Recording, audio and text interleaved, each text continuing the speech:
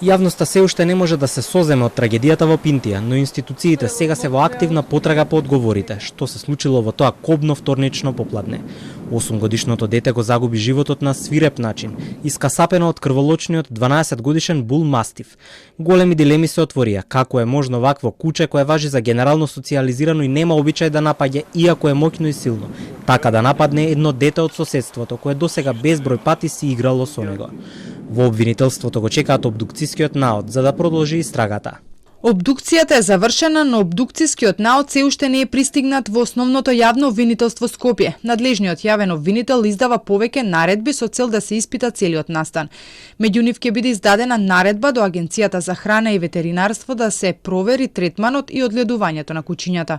Од Агенцијата за храна и ветеринарство уште вчера по сопствена иницијатива ги отворија процедурите. Кучињата кои биле во дворот веќе се под надзор на ветеринар и во следните денови ќе се трага по причините за агресивното однесување. Ставот на експертите дека ниедно куче не се раѓа агресивно, туку се здобива со такво однесување според тоа како е третирано и одгледувано. Не знаеме на кој начин тоа детенцето влегло таму.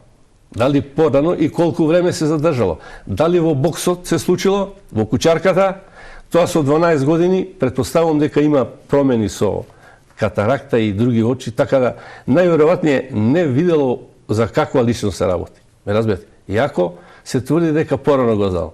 И многу е поверојатно дека тоа другото куче реагирало. Од кои причини? Дали имале некоја играчка таму или коска, па дето се обидело да им земе, или око што кажавме, таква положба завземал, тоа е многу тешко да се каже.